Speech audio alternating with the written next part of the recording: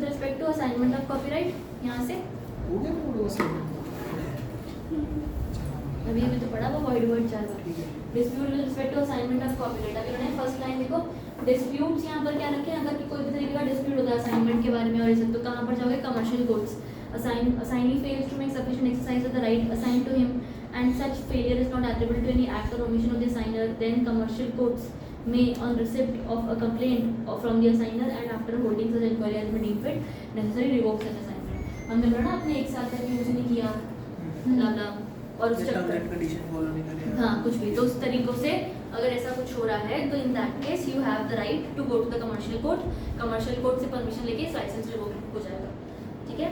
In if any dispute arises with respect to the assignment of any copyright, the commercial court may, on receipt of such complaint from the aggrieved party to the and after holding such inquiry as considered necessary, pass order as may deem fit. बढ़िया.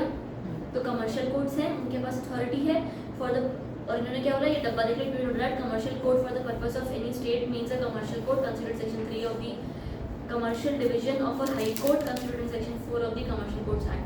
Commercial court is nothing but is ना हर जगह पर अगर आप check करोगे तो high courts में ना हर एक कोर्ट का अलग अलग नाम होता है. एक कमर्शियल कोर्ट्स है, या तुम्हारे सिविल कोर्ट्स हैं, या तुम्हारे कोई ऐसे कंज्यूमर कोर्ट्स होते हैं, वो चलो वो तो कोर्ट ही अलग हो गया, पर ऐसे कोर्ट रूम्स के भी नाम होते हैं. तुमने कमर्शियल कोर्ट्स के बारे में बोला कि कमर्शियल कोर्ट है ना हाई कोर्ट, वो तुम्हारा कमर्शियल हुआ. Next provide that the commercial court shall not pass any order under this subsection to revoke the assignment unless it is satisfied that the terms of assignment are harsh to the assigner in case the assigner is also the author. Point समझ में आ रहा है? नहीं, कोई और भी assign कर सकता है ऑथर के अलावा. हाँ मतलब अगर मैंने तुम्हें असाइन कर रखा है, तुम आगे असाइन कर रहे हो, उस तरीके से बात कर रहे हो. टीम रखी होती है. सबलेटिंग होएगा. हाँ. आइए shall not pass any order under this subsection to revoke assignment unless it satisfies that the terms of assignment are harsh. ठीक है. उसके बाद पॉइंट समझ में आया ना, यहाँ पर हार्श किसके लिए था? हार्श वो उसकी टर्म्स उस असाइनर के लिए, ऑथर के लिए. क्या हार्श था? असाइनमेंट तो ये हो जाए तू बता दे. मैंने तेरे को इधर से निकाला है. खुश विंडो में चिढ़ जाती है. असाइनर के ऊपर ज़्यादा. ठीक है. मतलब असाइनमेंट में हम ये कहते हैं कि देखो अगर आप असाइनमेंट रिवोक कर रहे हो, आप किसी का mode of earning income revoke कर रहे हो, मोड ऑफ अर्निंग रिवोक वो कर रहे हो ना, अर्निंग रिवोक कर रहे हो, तो यार वो सच में हार्श गलत होना चाहिए, कोई तरीका होना चाहिए. तो हमने यहाँ पे बोला कि असाइनमेंट इतनी खराब है कि जो ऑथर है ना उसके लिए कुछ गलत हो रहा है, उसके लिए कुछ हार्श हो रहा है. यही तो बोला मैंने. जिस हिसाब से बोला था, बस बोला था. चलो last paragraph. Every complaint received under section 19A shall be dealt with by the commercial court as far as possible and efforts shall be made to pass the final order in matter within 6 months. जो भी court decide करेगी 6 महीने में order दे देगी. 6 महीने में नहीं दे पाई तो क्या दे देगी? रीजन. बढ़िया. अगले पेज पे देख लिया मैंने. यहाँ तक ठीक है. अगला now licence by owner of copyright. सीधा लाइसेंस वाला पैराग्राफ है तो जरूरत नहीं. Licence by owner of copyright, ये ओनर है कॉपीराइट का, वो बंदा तुम्हें लाइसेंस दे रहा है. असाइनमेंट मतलब ट्रांसफर करना, तुम्हारे को जो भी राइट मेरे पास है वो तुमको मैं दे रही हूँ, राइट. लाइसेंस मतलब कुछ पीरियड के लिए लाइसेंस दिया मैंने तुमको कि ये काम तुम कर लो, उसके बाद खत्म हो जाएगा, या make a movie out of it and then it is done. ठीक है. Licence is for a particular period for a particular work. Assignment के अंदर बहुत सारी राइट्स होती है, एक तरीके से थोड़ा ब्रॉडर टर्म हो जाता है. तो यहाँ पर licence by owner of copyright, the author of the copyright owner has exclusive right. Author के पास पूरी राइट है कि वो in his creative work and he alone has the right. Alone. ठीक है. सिर्फ जिसके पास जो चीज़ होती है वही वो बंदा वो चीज़ दे सकता है ना. One who does how shall he pass वो कॉन्ट्रैक्ट में पड़ा है, तो नहीं यही बोला. In his creative work and he alone has the right to grant licence with respect to such work. आया समझ? अगला section 30 of the act enumerates the owner of the copyright in any existing work or the prospective owner of the copyright in any future work to grant any interest in the right by license in writing by him by his duly authorized agent. However, in the course of license related to copyright in any year future, the license shall take effect on year में आने का. समझ आ गया सारा? तो licence author he देगा या तो उसका एजेंट देगा, और अगर फ्यूचर वर्क में मिल रहा है तो फ्यूचर में मिलेगा, जैसे एग्जिस्ट में हो जाएगा। ठीक है, यहाँ तक कोई डाउट? पक्की बात है, एकदम आसान है। फिलहाल अब तक हमारा सब इजी चल रहा है। Next explanation to this section clarifies that when a person to whom a license related to copyright and any future work is granted dies before the work into coming existence। मतलब क्या हुआ? मर गया उसको कौन? मिलने से पहले असाइनी उसको लाइसेंस मिलना था, उसकी डेथ हुई। वर्क एक्सिस्टेंट बनाने से पहले ही मर गया वो। हाँ? जिसने वर्क को बनाना था वो बनाने से पहले ही मर गया। हाँ, तो फिर बनाना था मतलब ऑथर मर गया कि लाइसेंस मर गया? लाइसेंस ही मर गया। लाइसेंसी नहीं Author है। मेजॉरिटी कर लेते हैं। हाँ, ऑथर है, ऑथर मर गया। जिसने बनाना था वो वर्क ऑथर, अरे बनाने वाला ऑथर थोड़ी बनाने वाले तो ऑथर है। लाइसेंस बनाने वाला लाइसेंस बनाने वाले, कॉपीराइट वाला सामान बनाने वाले। this section clarifies that when a person to whom a license related to the copyright in any future work is granted dies before the work into come into existence। मतलब अब कौन मरा है? लाइसेंसी हाँ, ठीक ठीक है, लाइसेंस कौन मरा? dies before the work comes into existence, his legal representative shall, in the absence of any provision to the contrary in the license, be entitled to the benefits of license। मतलब कौन क्या हुआ अभी? वो licence को मिल जाएगा। ठीक है, यहाँ तक? Compulsory licence in works withheld from public। कई बार कुछ ऐसा काम होता है जिसका लाइसेंस मिलना चाहिए पर नहीं मिल रहा है, और उस तरीके से मैंने बोला कि विदहेल्ड कर रखा है, तब कई बार government if wants to, government mandatory licence provide करती है। जिस तरह पेटेंट में भी होती है ये चीज़। अगर आप पेटेंट किसी को ग्रांट कर ही नहीं रहे, आपने कोई मशीन बनाई है, कुछ चीज़ बनाई है, कुछ इनोवेशन करी है, आप किसी को कर ही नहीं रहे ग्रांट। साहब मेरे पास मेरी इन्वेंशन है, मेरे पास ही रहेगी, मैं और किसी को नहीं दूंगा, तब गवर्नमेंट कई बार जबरदस्ती दिलवाती है इन द पब्लिक इंटरेस्ट। ठीक है, अब यहाँ पर वन ऑफ द चीज बोल रहे हैं, if at any time during the term of copyright in any work which has been published or performed in public, a complaint is made to the commercial court that the owner of the copyright in the work has refused to republish or allow the republication। कि भाई हाँ ठीक है, एक बार आ गया ना, सबने देख लिया ना, वापस से कभी कोई उस बंदे को इस मूवी नहीं दिखेगी, ये प्ले नहीं दिखेगा, ये गाना नहीं सुनेगा। अजीब ही, मतलब मेरे को मन हो गया कि अब ये चीज़ मेरे पास रहेगी, तो फिर और has refuse to allow communication to the public by broadcast. और in case of a sound है तो साउंड रिकॉर्डिंग कुछ भी नहीं, खत्म। पॉइंट समझ में आया? एवरीबडी साथ में हो? तो in that case, commercial court, after giving the owner of the copyright in work a reasonable opportunity of being heard and after holding inquiry as it may deem fit necessary, if it is satisfied that the grounds for such refusal are not reasonable। कि मैं जो अपने में ले रही हूँ कि भाई इतने अलग ही मेरे को घमंड आ गया कि नहीं दिखाने का किसी को, तो बोलते ये रीजनेबल नहीं है। रीजनेबल होगा, कोई तरीका हो सकता है, पर रीजनेबल नहीं है, तो फिर वो बोलेंगे direct the registrar of copyrights to grant to the complainant a license to republish the work, perform the work in public or communicate the work to the public by broadcast as the case may be, subject to payment to the owner of the copyright, such compensation and subject to such other terms and conditions as the commercial court may determine। Point समझ में आया? Everybody क्या हो रहा है यहाँ पर? Author है, उसका मन नहीं है रिपब्लिश करने का वर्क को या किसी को दिखाने का, तो मैं ऑथर से पूछने गई होंगी, ऑथर ने मुझे मना कर दिया भगीरथ से, तो अब मैं कोर्ट गई, मैं कोर्ट ने बोला, मैं बोलते क्यों नहीं, मैं किसी और को, मैं क्या किसी और को भी नहीं दे रहा, उसने मना ही कर दिया, वो आज के बाद कभी भी रिपब्लिश नहीं करेंगे।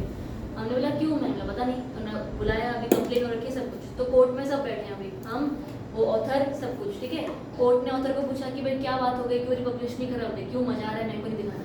तो इन दैट केसेस अगर कोई रीजनेबल ग्राउंड नहीं है, सब कुछ भी नहीं है, तो कोर्ट मुझे लाइसेंस दे देगा और बोल देगा कि इतना पैसा ओनर को दे देना, जो बकायदा उसको मिलना चाहिए। आप कौन हो? लाइसेंस लक्ष्मी क्या आपने अभी लाइन बोली, इसमें आप कौन हो? मैं हूँ लाइसेंसी। मैम टेलर इससे बोलो। लाइसेंसी इससे लाइन कि अगर मैं तुमसे, तुम ऑथर हो, मैं लाइसेंसी हूँ, ठीक है, तूने कोई काम बनाया है, मैं बोला जिया ऐसा करते हैं, ये वर्क को दोबारा पब्लिश करते हैं, मुझे राइट्स दे दो, मुझे लाइसेंस दे दो, मुझे काम करना है। मैंने बोला नहीं, एक बार दिखा दिया ना दुनिया को, अब वापस नहीं दिखेगा। ठीक है, तो फिर मैं कोर्ट में गई, मैंने कंप्लेन किया कि भाई जिया दोबारा इस चीज़ को पब्लिश करने ही नहीं दे रही और मुझे पब्लिश करना है, मैं पूरे पैसे देने को तैयार हूँ।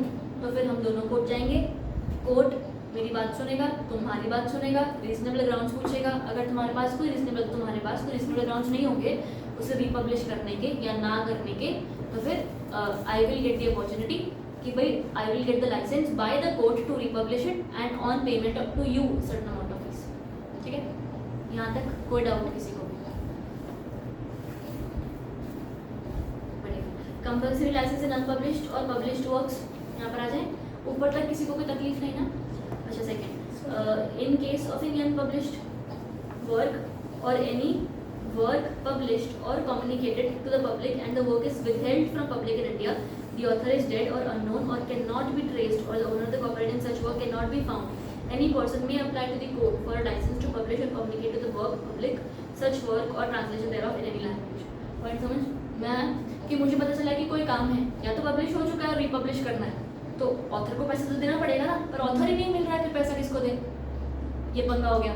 या तो दूसरा केस कि वर्क अनपब्लिश्ड है, अब तक किसी को नहीं पता है, पर मुझे कोई मैन्युस्क्रिप्ट कुछ मिला होगा कि जिसकी वजह से मुझे चाहती हूँ कि अब मैं दुनिया को दिखाऊं, पर अगर मैंने ऐसे बिना कुछ पब्लिश कर दिया, ठीक है, तब भी पंगा हो जाएगा कि भाई क्या पता कल को ऑथर आके मेरे को ऐसा बोल दे और पेनल्टी लग जाए, तब भी पंगा है। तो कोई भी वर्क जो पब्लिश है और रिप्रोड्यूस नहीं हो रहा, ठीक है, या तो कोई भी वर्क जो अनपब्लिश्ड है और कभी भी पब्लिश नहीं हुआ है और पर मेरे को ये पब्लिश करना है, पर प्रॉब्लम है बंदा नहीं मिल रहा, फिर अगेन हम कोर्ट चले गए, कोर्ट में गए, सारी बात बताई, तो कोर्ट कोई पूछेगा कि भाई क्या है, दिक्कत है, क्या नहीं है। अब अगेन दूसरी चीज़ कि यार बंदा नहीं मिल रहा ना, तो यूजुअल केस में हम क्या करते हैं, न्यूज़पेपर में छपा देते हैं, तो यहाँ पर भी न्यूज़पेपर में छपाया जाएगा। आपको अगर उसको रिपब्लिश करना है या तो पहली बार अनपब्लिश काम को पब्लिश करना है, न्यूज़पेपर में सारी बातें डाल दो कि भाई मुझे पब्लिश करना है ये फलाना ढिकना, ठीक है। अगर मुझे उसका अडेप्टेशन पब्लिश करना है किसी लैंग्वेज में, तो उस लैंग्वेज वाले न्यूज़पेपर में भी डाल दो, ठीक है, जिस लैंग्वेज में आपको चेपना है उस चीज़ को। यहाँ तक हम देख लिया। अब कोर्ट बोलेगा अच्छा सारा तुमने कंडीशंस कंप्लाई कर ली, हमला कर ली, पता है इस चीज़ को करने के पैसे लगते हैं, अगर आपका ऑथर पता होता तो आप पैसे देते ना, तो फिर अब ऑथर नहीं पता तो पैसे किसको दें? तो बोला कोई बात नहीं, हमारे पास एक फंड है, एक अकाउंट है, उसमें पैसा दे दो, ये पैसा यहाँ पर डाल दो, जैसे ही हमें वो बंदा मिलेगा हम उसको दे देंगे, और अगर नहीं मिला तो समझ रखें, ठीक है। यहाँ तक समझ में आ गया?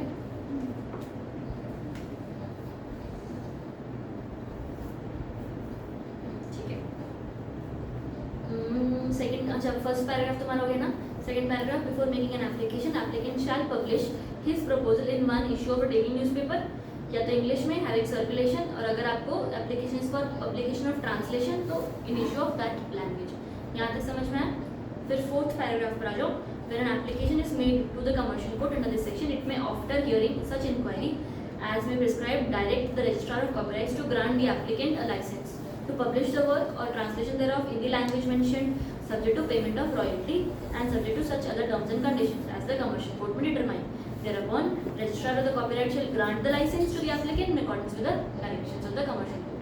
लाइसेंस मिल गया, पैसे कहाँ पर दिए? फिर अगला paragraph, licence is granted under this section, registrar of copyright may by order direct to the applicant to deposit the amount of the royalty determined by the commercial court in the public account of India, ठीक है, public account of India or in any other account specified by the court, so as to enable the owner of the copyright or as the case may be by his heirs, executors or legal representative to claim such amount at any time, claim such royalty at any time, ठीक है। If the original author is dead, the central government may, if it considers necessary, the publication of the work is desirable in the national interest, require the heirs, executors or legal representative of the author to publish such work within such period as may be specified, ठीक है। Last वाले paragraph में बंदा मिला हुआ है, ठीक है। अब तक ऊपर से लेकर फोर्थ ना 1 2 3 4 5 6 6 पैराग्राफ्स हुए, ठीक है। सेकंड लास्ट वाले पैराग्राफ तक बंदा नहीं मिला हुआ है, कौन है, कहाँ है, किधर है, हम पैसे पूसे इधर उधर अकाउंट में डाल रहे हैं। लास्ट वाले पैराग्राफ में बंदा मिला हुआ है, सेकंड लास्ट वाला पैराग्राफ बंदा मिला हुआ है, उस बंदे को हम इस तरीके से बात कर रहे हैं कि भाई जो वो बंदा तो नहीं रहा, तो लीगल है इसको बोल रहा है कोर्ट कि भाई ऐसा कर, इसको रिपब्लिश कर, पब्लिक इंटरेस्ट में जरूरी है, ठीक है। यहाँ तक कोई डाउट? सब किसी को भी नहीं? Statutory license for broadcasting of literary and musical work and sound recording. Statutory license, अब लाइसेंस तुम्हें मिल रहा है, लाइसेंस का क्या हिसाब से इन्होंने बोला, लिखा हुआ ना, हाँ ठीक है, यहाँ पर देख लो अभी, any broadcasting organisation desirous of communicating to the public by way of broadcasting or by way of performance of literary musical work should and sound recording which has already been published may do so subject to the provisions of this section.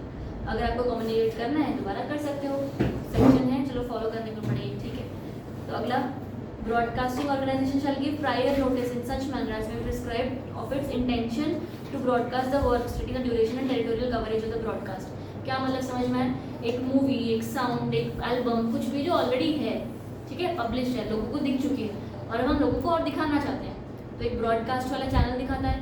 Broadcast वाला channel जब उस चीज़ को दिखाएगा लोगों को, तो फिर बंदे से पूछेगा ना कि आई एम शोइंग, तो फिर वो बताएगा कि भाई कितना कवरेज होगा, किस टाइम पर दिखाया जाएगा। ये भी होता है फ़र्क कि टाइम पीरियड क्या है तुम्हारा, जिस वक्त पर ये चीज़ आएगी वीडियो, तो हर एक चीज़ का आपको परमिशन लेनी पड़ेगी।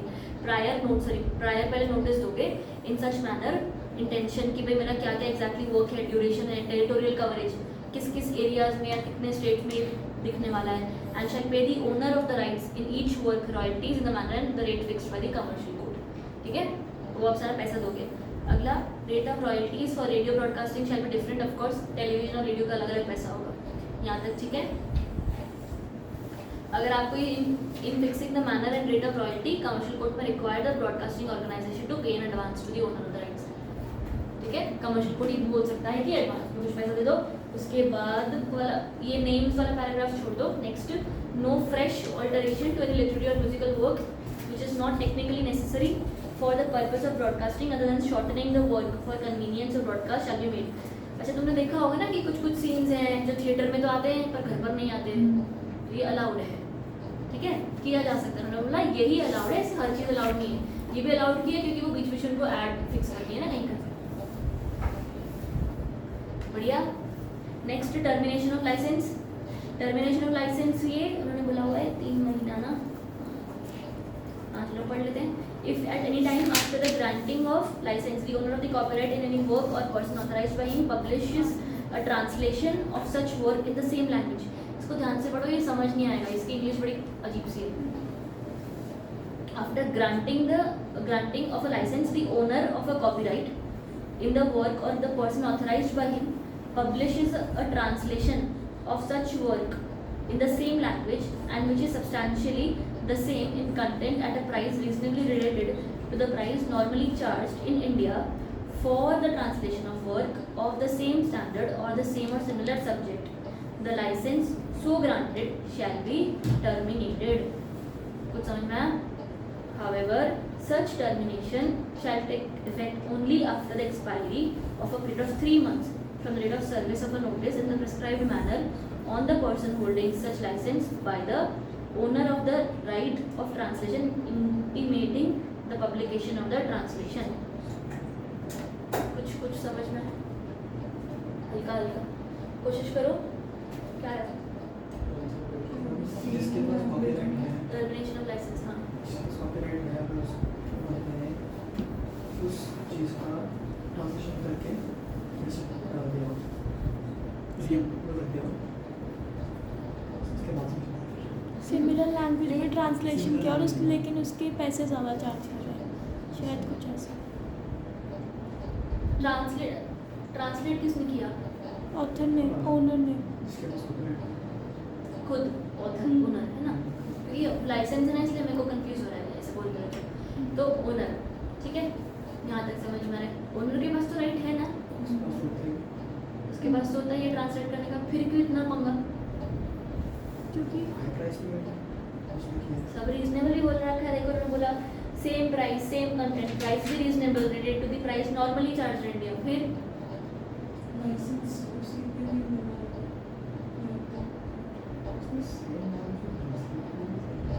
हाँ, translation of such work in same language,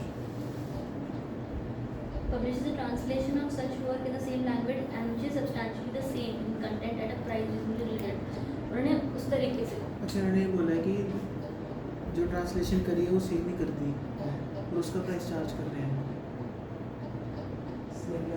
freeze और की एक सेकंड मैं कंफ्यूज हो गया अब तो तुम लोग। After granting of a licence the owner of the copyright in the work or any person authorized by him publishes a translation of such work in the same language and the same in the content. मैंने पहले ये सोचा। हाँ, same language में translate कर दे और उसी के वो पैसे वो चार्ज piracy कर रहे type का हैं। बना दिया। हाँ तो उसी के वो पैसे चार्ज कर रहे हैं तो किसके कौन पैसे चार्ज कर रहा है? ऑथर होता है बहुत।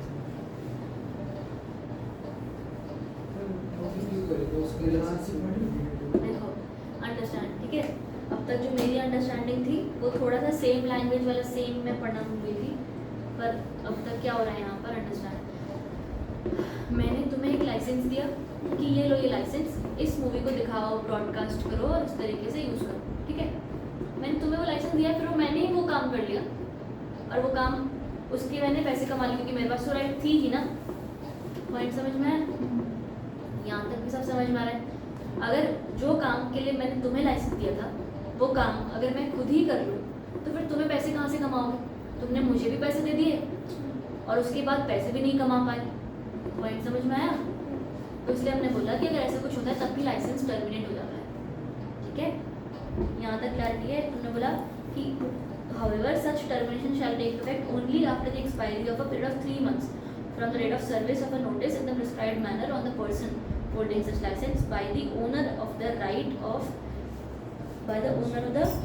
of translation intimating the publication of the translation, ठीक है। हमने तुम्हें फिर क्या बोलते हैं नोटिस दिया कि हमने ट्रांसलेट कर रखा है और उसके भी 3 महीने बाद लाइसेंस टर्मिनेट हो जाएगा। तो फिर आपका मतलब जिसने आपसे लिया होगा उसका टर्मिनेट हो जाएगा चाहे उसने आपको पे भी किया होगा।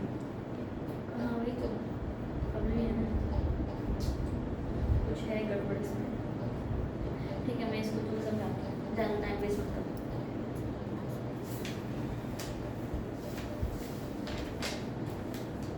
तेरी सखी को पूछ।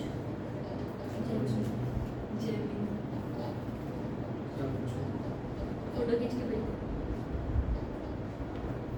पैराग्राफ कौन सा पढ़ रहा हूँ? चलो, कॉपीराइट सोसाइटी। कॉपीराइट सोसाइटी क्या थी? तुमने बताया था हल्का फुल्का क्या होता है? जो वो ये सारे चीज़ें देखते हैं भी किसी ने कॉपीराइट कॉपी कर दी।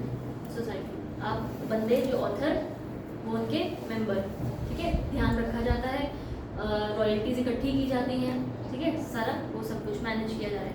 तो copyright society registered collective administrative society under 33 of the act. Such a society is formed by authors and other owners. A copyright society can issue or grant license in respect of any work for which it is authorized by the author or owner. है ना? Author he नहीं सबको licence देता फिरेगा, हम society को ये right देते हैं और सोसाइटी डिसाइड करके आगे राइट्स पास करती है। इवेंचुअली सोसाइटी में भी तो हम ही है ना, तो कोई प्रॉब्लम नहीं आएगी। Society is a legal body that protects or safeguards the interest of the owner in the product in which copyright subsists. Copyright societies give assurance to the creative author of the commercial management of their work. It can also be described as a registered collective administrative society for the management of publishing. यहाँ तक समझ में आ रहा है? Registration बस simple. Any person or association of persons to commence or carry on the business of issuing or granting license in respect of any work in which copyright subsists subsist on respect or in respect of any other rights conferred by the act. यहाँ तक कुछ समझ में आ रहा है? पढ़ का नहीं ये पता लगा। Registration of copyright society.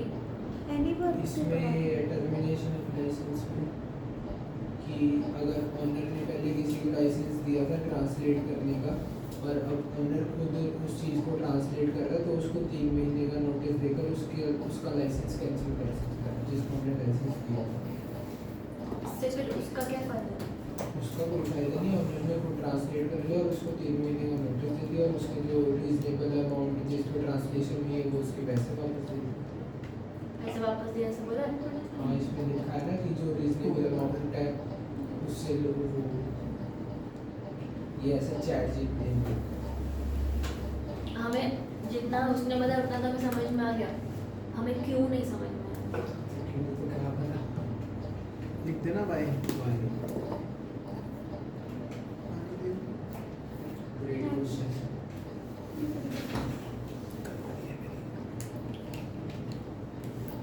ठीक है, रजिस्ट्रेशन ऑफ सोसाइटी। चलो रजिस्ट्रेशन, सोसाइटी रजिस्टर करवा, सोसाइटी का रजिस्ट्रेशन हो रहा है, ठीक है, थोड़ा हम चलते हैं। any person or association of person commence or carry on the business of issuing license, ये वो जो बंदा सोसाइटी वाला काम कर रहा है, in which society subsists or respect of any other rights whatever. However, owner of the copyright in his individual capacity continue to have the right or grant license in respect of his own work consistent with his obligation as a member of the registered copyright society. मतलब क्या हुआ, हम एक society के member बनते हैं, society को भी ये राइट देते हैं कि हमारा जो कॉपीराइट है वो तुम आगे लाइसेंस ग्रांट ये वो सब कर सकते हो, राइट? हमने वो व्हाट इज वाला सोसाइटी में भी पढ़ा, कॉपीराइट सोसाइटी वाले डब्बे में भी समझ लिया, यहाँ तक आपको समझ में आया। आगे अब हम ये देख रहे हैं कि ओनर ऐसा थोड़ी ना है कि सोसाइटी बन गई तो ओनर का कोई राइट नहीं, ओनर का भी राइट रहेगा, owner will also have the right, owner will have to continue the right जो भी उसका राइट है। अगला third line, business of issuing or granting licence in respect of literary dramatic music work whatever in a cinematography film or sound recording shall be carried out only through a copyright society registered under this act. आपके पास भी right है पर आप भी वो right society के through ही करोगे। पॉइंट समझ में आया? ये हमेशा होता है क्या? हाँ हमेशा ही होता है वैसे। जब भी हमें कॉपीराइट लेना होता है तो इस सोसाइटी के थ्रू लेना है। हाँ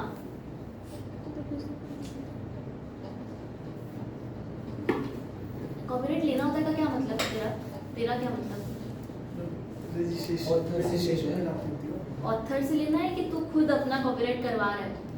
मतलब अपना कॉपीराइट कोई करवा रहे हैं तो इसके थ्रू करवाना होता है। नहीं, अगर इसको असाइन करना हो तो मतलब मैं अपना कॉपीराइट करवा लूंगी रजिस्ट्रार ऑफ कॉपीराइट से सब कुछ, उसके बाद अगर मैं चाहूँ तो मैं कॉपीराइट सोसाइटी का मेंबर बन जाऊंगी। अच्छा। कल को जब कुछ असाइनमेंट कुछ ये वो होगा, नहीं उसका भी अलग अलग वो क्राइटेरिया रहता है ना। कोई छोटा मोटा बंदा एक किताब लिखी आप सोसाइटी का मेंबर नहीं बनते हो, उसके भी पूरे क्राइटेरियाज होते हैं, तो कुछ तो पैसा भी तो दोगे उनको सोसाइटी वालों को, इसलिए ना। तो फिर इतना सबके पास नहीं होता है, किताब लिख के तो इतना खर्चा हो जाता है, फिर कमाया कुछ नहीं, इसलिए अलग अलग होता है। तो अगर तुम सोसाइटी का मेंबर हो तो फिर कल को जो तुम्हारी जो भी काम होंगे असाइनमेंट लाइसेंसिंग वो सोसाइटी के थ्रू होंगे। ठीक है, यहाँ तक समझ में आ गया? अगला section 3 central government registers association of persons as a copyright society after taking into account the following. क्या क्या सोसाइटी को रजिस्टर करने के लिए क्या क्या? Interest of author, interest of convenience of the public, ability to professional competence, सब कुछ देखा जाएगा, उस हिसाब से होगा। जोर लगा के for registration as a society. हाँ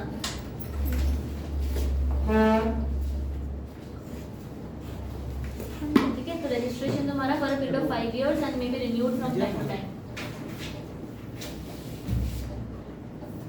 क्यों? मुझे लगा रिन्यूड क्यों है? नहीं फिर भी क्यों? Government, if it satisfied the society is being managed in a manner detrimental to the interest of authors, तो लाइसेंस ले लिया जाएगा वापस। आ रहा है समझ?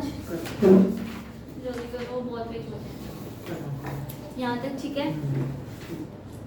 Administration of rights of owners by copyright society. मैं एक बार हाँ जी हाँ जी। आगे क्या बात है?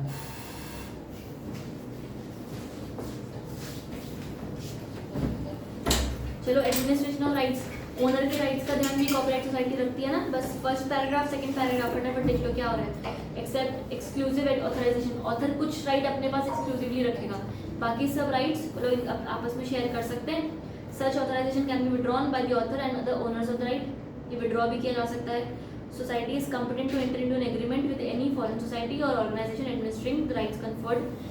अगर मुझे बाहर भी प्रोटेक्ट करना है तो एक सोसाइटी दूसरी सोसाइटी के साथ एग्रीमेंट में आ सकती है। मिडलमैन की तरह एक्ट कर रही है, जैसे मिडलमैन की तरह एक्ट कर रही है। हाँ बोल सकते हैं। फॉरेन के साथ ऑथर का काम ये कर रहा है। ऑथर हाँ बोल सकते हो आप ऐसा, क्योंकि ऑथर फिर अगर ये काम करेगा तो किताब कब लिखेगा, इसलिए हमने बोल दिया कि भाई ये काम सोसाइटी करेगी, तुम अच्छे खासे बड़े ऑथर हो तो ये काम सोसाइटी करेगी और बाकी का काम तुम अपना लिखते रहो ऐसे बैठ के, गाने बनाओ। ठीक, उसके बाद सोसाइटी इज एम्पावर्ड टू क्या क्या लाइसेंस भी ले सकती है, फीस ले सकती है, डिस्ट्रीब्यूट सच फीस अमंग ऑथर्स और perform any other functions consistent. बढ़िया। हाँ ये फीस लेकर जो मतलब सोसाइटी में है तो सारे ऑथर से हाँ तो पैसे लेकर आपस में बांट लेते हैं। नहीं आपस में नहीं बांटेंगे, कुछ सोसाइटी के नाम पे रखेंगे और बाकी का रॉयल्टी ऑथर को मिलेगा। वो दोनों तरीके से होता है ना। लाई किताब इसी पे लाई नहीं वो है इधर उसकी क्या नाम है? नहीं कोई एक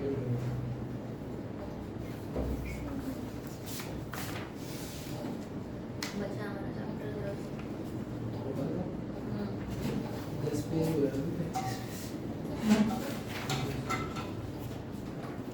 चैप्टर भी तो लंबा है यार। 1.5 घंटा वो करेंगे। 10 मिनट और यार टाइम पास थोड़ी करेंगे, पढ़ी गए उससे फिर खत्म क्यों हो रहा है? 3 पेज तो करना ही है, 3-4। थोड़ा टाइम तो लग जाएगा। चल फिर पढ़ते हैं। कौन सा टॉपिक है? तू इधर आ जा। कॉपीराइट शेयर कर प्रोटेक्शन लो। To foreign works.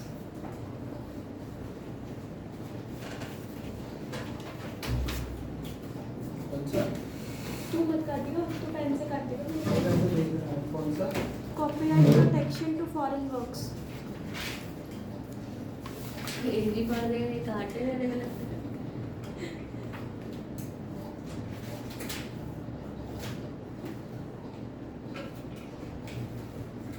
यहाँ तक सबको समझ में आ रहा है सब कुछ? Control over copyright society bye the author and owner of rights. यहाँ पर है ना, सिंपल फटाफट रीड करो यार। 35 every copyright is subject to the collective control of the owner and administrator doesn't include administration by foreign society और organisation. Simple, society जो भी होगी सब कुछ कलेक्टिव कंट्रोल सारे ओनर्स का होगा उस पर।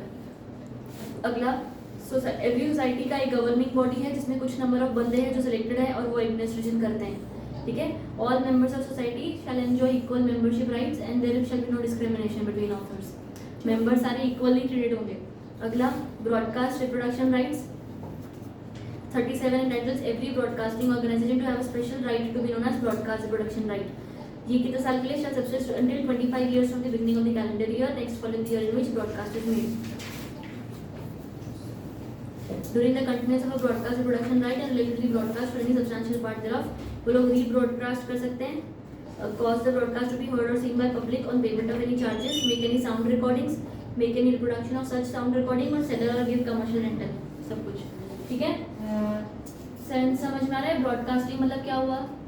वही टीवी टीवी पे दिखा रहे हैं, ठीक है। तो आपको दिखाना, आप दिखा सकते हो। बाय पेमेंट ऑफ फीस वाला भी हो सकता है, कुछ कोई भी तरीके से शो हो सकता है। अगला, performers right, that where any performer appears or engages in any performance, he shall have a special right to be known as the performer's right in relation to such performance. The performer's right shall subsist until 50 साल from the beginning of the year next following the year in which performance is made. Point समझ में आ रहा है?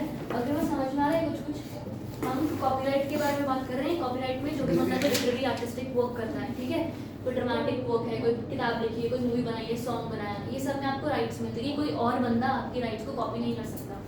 अगर वो उस चीज़ को copy करता है तो आपको उसको पैसे देने पड़ेंगे, रॉयल्टीज और सब कुछ मिलेगा, ठीक है। अब इस वक्त हम ब्रॉडकास्टिंग में डाल रहे हैं कि अभी कोई बंदा ने मूवी बनाई है और किसी शो में, किसी चैनल पे वो मूवी को दिखाना है, तो आप उसको पैसे दोगे। ब्रॉडकास्टिंग की राइट एक लिमिटेड नंबर ऑफ टाइम के लिए मिलती है। उन्होंने वो टाइम बताया, उसके अलावा उन्होंने बोला कि अगर आपको मैंने राइट दी है तो आपके पास क्या क्या राइट है। उसको नेटफ्लिक्स पर भी दिखा सकते हो, उसको किसी टीवी पर दिखा सकते हो, उसको फ्री में दिखा सकते हो, किसी थिएटर में दिखा सकते हो, क्या क्या राइट्स होंगे उस हिसाब से बोला। परफॉर्मेंस राइट मतलब ये यूजुअली थिएट्रिकल परफॉर्मेंसेस के लिए हुआ कि भाई इफ यू आर परफॉर्मिंग तो आपके पास एक परफॉर्मेंस राइट होगी। द परफॉर्मेंस राइट है सबसे सिंपल 50 साल from the beginning of the calendar year next following the year in which performance is made. तो एक कैसी राइट हो सकती है यार परफॉर्मेंस की राइट मतलब अगर मैंने कोई डांस किया है तो वो सेम डांस कोई और नहीं कर सकता। परफॉर्मेंस की राइट, ठीक है, उसको दिखाना टीवी पे या कुछ, वो ब्रॉडकास्टिंग की राइट। पर परफॉर्मर की राइट अपनी खुद की है कि वो सेम चीज कोई और परफॉर्म नहीं करेगा, ठीक है। अगला, एक्सक्लूसिव राइट ऑफ परफॉर्मर। देखो एक पॉइंट आ जाए, to make a sound recording or visual recording of the performance including reproduction of it in any material form, issuance of copies, communication of it to the public, ठीक है। तो ये सारी rights performer की exclusive rights होती है। Exclusive मतलब सिर्फ उसके पास है। तो अगर मुझे किसी को देनी है मैं दे सकती हूँ एज अ लाइसेंस। इसका ये मतलब नहीं कि अब बांट भी सकते हैं। अब नाच लिया है पर मैं क्या करूँ, कब तक उसके साथ करते रहूँगी, कब 50 साल नाचते थोड़े रहेंगे एक ही गाने पे। तो आप आगे किसी को दे सकते हो वो राइट्स शो करने के लिए सब कुछ। तो हमने बोला कि you have the exclusive rights, उसकी कॉपीज बनाओ, कम्युनिकेशन करो, reproduction of the material form सब कुछ आप करो। साथ ही साथ सेलिंग और giving it on commercial rental कुछ भी आप करो। Next, broadcast communicate the performance to public except where performance is already broadcasted, ठीक है। ब्रॉडकास्टिंग की राइट्स आप किसी से, ऊपर हमने ब्रॉडकास्टिंग की राइट पढ़ी ना, तो आप उसको किसी और बंदे को दो टू ब्रॉडकास्ट करने के लिए। पर अगर वो ऑलरेडी ब्रॉडकास्ट हो चुका है फिर काहे का ब्रॉडकास्ट होगा, एक बार आ ही गया ना। उसके बाद moral right of performer. A performer shall independently of his right after assignment either wholly or partially to his right have the right to claim to be identified as the performer of his performance. ऐसे ही morally उसको थोड़ा देने के लिए importance कि भाई तू ही है, डर मत, ठीक है। Next, what are moral rights of author, ये सेम चीज़ देखो। Author of the work has the right to claim authorship of the work and to restrain or claim damages in respect of any distortion, mutilation, modification in relation to the said work, which is done before expiration of the term of copyright. अगर कोई distortion, changes, modifications कुछ कर रखा है तो वो उसके honour को प्री जुडिशियल होगा, उसके एक्सप्लोइटेशन को प्री जुडिशियल होगा। Moral rights are available to the author even after economic rights are assigned. मतलब अगर मैंने तुम्हें राइट दे दिया कि देख कर लो इसको दोबारा रिप्रोड्यूस, या इकोनॉमिकली राइट्स दे दिए, स्टिल ये मॉरल राइट्स आपके पास ही रहेंगे। अगर कोई और बंदा उस चीज़ को इस तरीके से दिखा रहा है जिस वजह से मेरी रेपुटेशन खराब हो रही है, तो I can challenge it. Point समझ में आया एवरीबडी? अगला, क्यों एक पैराग्राफ तो पढ़ोगे, एक पैराग्राफ पढ़ोगे। Copyright act applies only to work first published in India. Please ये ध्यान दो इस चीज़ का, ठीक है। हमने 40-41 वाला पीछे भी देखा ना ये सेक्शन, इसलिए copyright act applies only to work first published in India irrespective of the nationality of the author. अगर काम इंडिया में पब्लिश हुआ है तो इंडिया का कॉपीराइट, अगर काम बाहर पब्लिश हुआ है पर बंदा इंडिया में तब भी इंडिया का कॉपीराइट, ठीक है। अगर बंदा बाहर गया और इंडिया में हुआ तो भी, हाँ ठीक है। तो अगर फर्स्ट पब्लिश्ड इन इंडिया है तो इंडिया का respective of the nationality of the author. Section 40-41 देखो, दोबारा बात करें। 40 empowers the government of India to extend the benefit of all or any of the provision of the act or first published in any foreign country। ये 40 हम पढ़ के आए। 40 में क्या था कि पब्लिश बाहर हुआ है पर बंदा सिटीजन ऑफ इंडिया है, ठीक है। The benefits granted to foreign works will लिखा ना, will not extend beyond what is available to the work in the home country. मतलब क्या हुआ, अगर कोई वर्क इंडिया का है, इंडिया में पब्लिश हुआ है तो इंडिया का कॉपीराइट।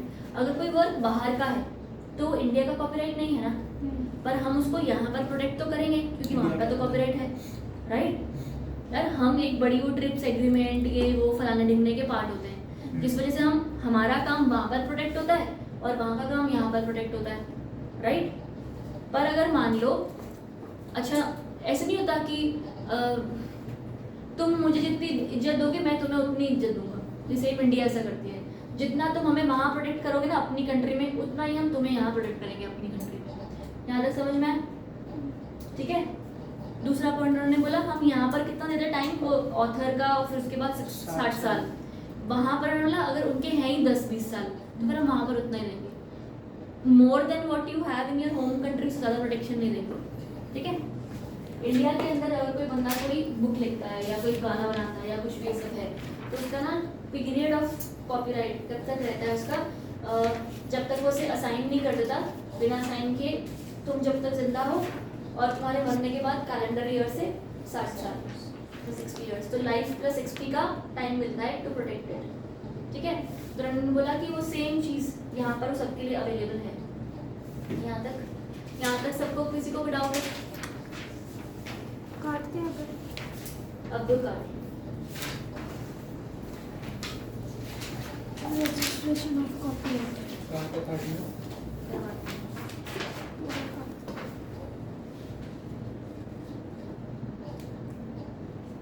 ये जो मैंने तुम्हें कहा ना,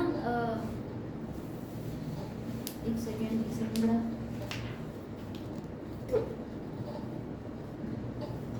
सेवेंथ पॉइंट जो है ना अगले पेज पर, ये प्लीज मार्क कर लो सिर्फ। ये जो मैंने सिर्फ 7th की एक लाइन, सिर्फ ये लाइन, कुछ नहीं है इतनी वो सी लाइन के लिए term- कहाँ?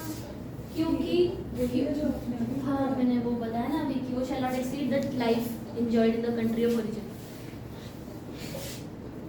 ठीक है। बस उतना, बाकी कुछ नहीं। उसके अलावा रजिस्ट्रेशन ऑफ कॉपीराइट आओ और उसका सेकंड वाला पैराग्राफ आओ, सेक्शन 45 वाला। हाँ, कैंसिल नहीं करना। Section 45 of the Act clearly mentions that the author or publisher of or the owner of other person interested in the copyright in any work may make an application, ठीक है, may make an application in the prescribed form accompanied by a prescribed fee to the registrar of copyrights.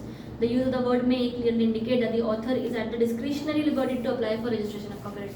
यही हम बात कर रहे थे ना कि आपकी मर्जी है, आपको करवाना है करवाओ, नहीं करवाना मत करवाओ, ठीक है। पर अगर नहीं करवाएगा इसका ये मतलब नहीं है कि तुम्हारी सुरक्षा नहीं होगी, तब भी होगी क्योंकि तुम्हारे काम की वैल्यू है। तो नेक्स्ट पेज, बस तुम्हारा रुको रुको नेक्स्ट पेज कहाँ पर आया तुम्हारा? अच्छा मेरा नेक्स्ट पेज है, तुम्हारा तो नहीं है। Last on receipt of an application, last paragraph. On receipt of an application as part of any work, registrar of copyright may, after holding such inquiry as may deem fit, enter the particulars of the work in the मतलब अब ऐसे तुम्हारी मर्जी है register करवाओ, तो registrar की भी तो मर्जी है ना कि रजिस्टर करेगा कि नहीं। अगला, registrar of copyright possess certain powers of civil code, ये तो पॉइंट्स पढ़ो और टिक के मार के छोड़ दो, तुम्हें आते हैं सारे। वही समन करना, नया इंस्पेक्शन करना, नया सर्टिफिकेशन बनाना। प्रोसीजर। संजय वाला केस प्लीज माफ कर लेना। हाँ संजय सो गया, संजय सोया प्राइवेट लिमिटेड। सो गए।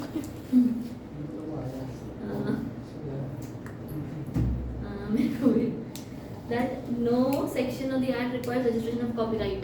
ये वो कि इसमें बोल रखा है कि अगर तुमने रजिस्ट्रेशन नहीं करवाया तो भी हम तुम्हारी सुरक्षा करेंगे, ठीक है। लास्ट लाइन देखो, protection is automatic as soon as the work is created, ठीक है। यही पूछ लेंगे comment, protection is automatic as soon as the work is created, comment 5वां। फिर तो ये केस लॉ आगे तो एक ही लाइन 5 बारी घुमा के लिखना पड़ेगा हमें, केस लो कहाँ आता है यहाँ तक, ठीक है। अब ये फ्लो चार्ट पे आ जाओ स्ट्रेट अवे, इसको अपने आप पढ़ लेना, जो तुम्हारा है ना नीचे के पॉइंट्स, फ्लो चार्ट को पढ़ लेंगे, पॉइंट्स को अपने आप पढ़ लेना। हाँ ये पॉइंट्स कुछ नहीं है इसके अंदर ज़्यादा, पर you have to read it ना, ठीक है। अब फ्लो चार्ट वाला देख लो, कॉपीराइट रजिस्ट्रेशन कैसे होता है। पहले एप्लीकेशन फाइल होगी अलॉन्ग विद फीस, डीडी माने ठीक है, तो पैसा दिया जाएगा, एप्लीकेशन सब कुछ। उसके बाद तुम्हारा एक नंबर इशू होगा कि भाई कितना 30 days mandatory waiting for objections. उसके बाद अगर ऑब्जेक्शन फाइल्ड है, अगर है फाइल्ड तो फिर तुम्हारा ऑब्जेक्शन के हिसाब से sending letter to both the parties हो साथ में। कहाँ पहुँचे? हाँ ऑब्जेक्शन फाइल हुआ अगर इस तरफ वाला, sending letter to both the parties. फिर उसके बाद रिप्लाई आएगा, और रिप्लाई आया हियरिंग बाय रजिस्ट्रार, सब कुछ होगा। एप्लीकेशन अगर एक्सेप्ट होगी तो रजिस्टर हो जाएगा, नहीं हुई तो रिजेक्ट हो जाएगा। रिजेक्ट हुआ तो तुम्हें रिजेक्शन का नोटिस दे दिया जाएगा। अब दोबारा ऊपर आ जाओ, एप्लीकेशन ऑब्जेक्शन फाइल्ड थी, सॉरी क्या नाम है इसका, ऑब्जेक्शन फाइल नहीं हुई कोई भी, तो सीधा एग्जामिनर उसको स्क्रूटनाइज करेगा। डिस्क्रिपेंसी आई तो ठीक करने बोलेगा, अगर नहीं आई तो रजिस्टर कर देगा, ठीक है। डिस्क्रिपेंसी आई तो क्या है, लेटर मिला जाएगा तुमको, तुम रिप्लाई करोगे उसका, हियरिंग होगी, अगेन सब कुछ सेम चीज़। पॉइंट समझ में आ रहा है? कहीं पर जो कुछ नहीं समझ में आया बताओ। एवरीथिंग क्लैरिटी, वो सेम प्रोसेस है जैसा ट्रेडमार्क को होता था, ठीक।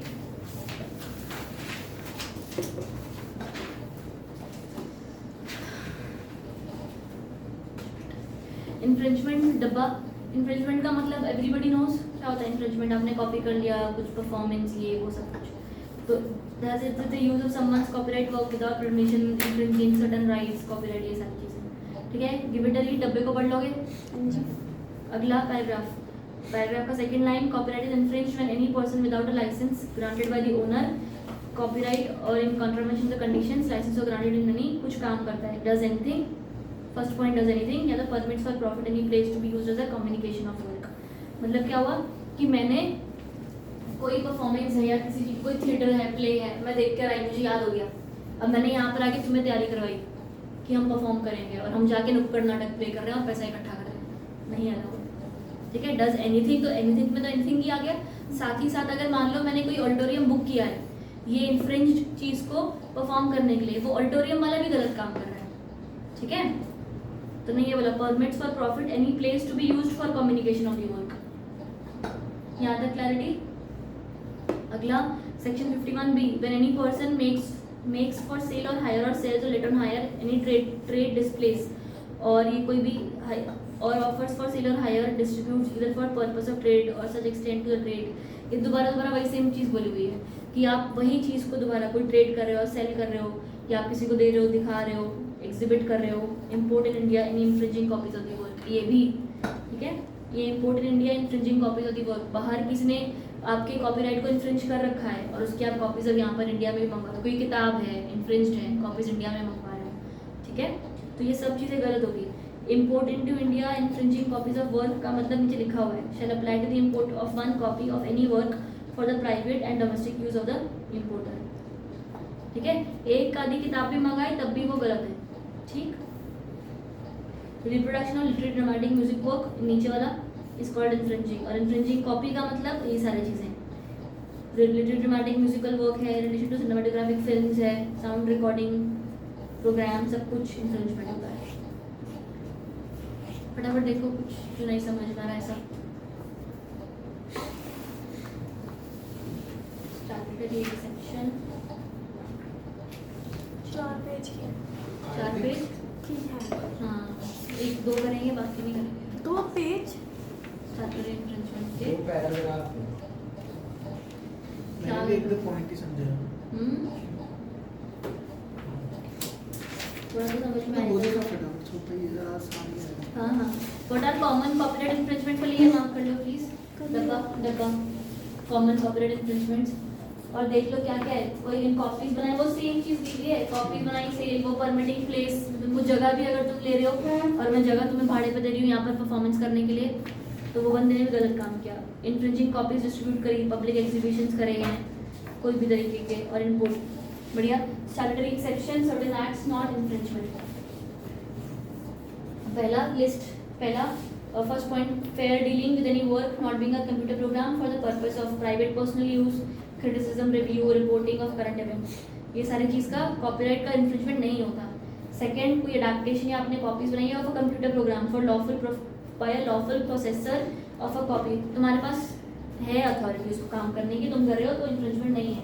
Fourth point, the observation, study or test or functioning of the computer program, ये याद नहीं होगा। Fifth point, making of copies or adaptations of a computer program for personal legally obtained copy or non commercial personal use, खुद के लिए कर रहे हो। फिर तुम्हारा आ जाओ सेवेंथ पॉइंट, ये जुडिशियल प्रोसीडिंग्स का ये काम का अच्छा पॉइंट है। सेवेंथ पॉइंट नहीं, सेवेंथ नहीं, एट्थ सॉरी, 8th पॉइंट, हाँ, the reproduction of any work for the purpose of judicial proceeding or for the purpose of report of a judicial proceeding, कोई लेजिस्लेचर, वो पार्लियामेंट में कोई legislature में meeting हुई, कुछ डिसाइड हुआ, वो वाली चीज़ अगर तुम रिप्रोड्यूस करके कहीं पर सब दिखा रहे हो, वो भी इन्फ्रिंजमेंट नहीं है। उसके अलावा 10th और 11th point, certified copy supplied in by the law, या रीडिंग 11th रीडिंग और recitation in the public extract, तुमने कुछ बताया, वो अचानक से कोई बंदा वो शेक्सपियर का कोई बोल दे कोट, इन्फ्रिंजमेंट नहीं है। उसके अलावा रिप्रोडक्शन ऑफ एनी वर्क, तुम्हारा 9th 10th 11th 13th point, reproduction of any work by teacher or people in the course of instruction part of the question to be answered in the exam or in search of in answers of such questions। ठीक है, ये सब बोलो उन्हीं की कोई code फूट डाल दे बीच में समझाने के लिए। ठीक है। उसके अलावा कितने पॉइंट्स हो गए तुम्हारे? 1 2 3 4 5 सारे पढ़ने के लिए सारे तो याद नहीं होने वाले। तुम्हारा जो 10 हो गए। लास्ट और सेकंड लास्ट पॉइंट है ना, वो थोड़ा अच्छा है, वहाँ पर आ जाओ। हाँ, ये क्या नंबर ही मेरे को नहीं समझ में, 31 तो नहीं, क्या है 31 है ना, 31 32 मार्क कर लो। 31-32 में performance of a literary dramatic musical work or the communication to the public of such work or sound recording in the course of any bona fide religious ceremony or an official ceremony by the government or any local authority. However, religious ceremony including a marriage procession or other social festivities associated with the marriage.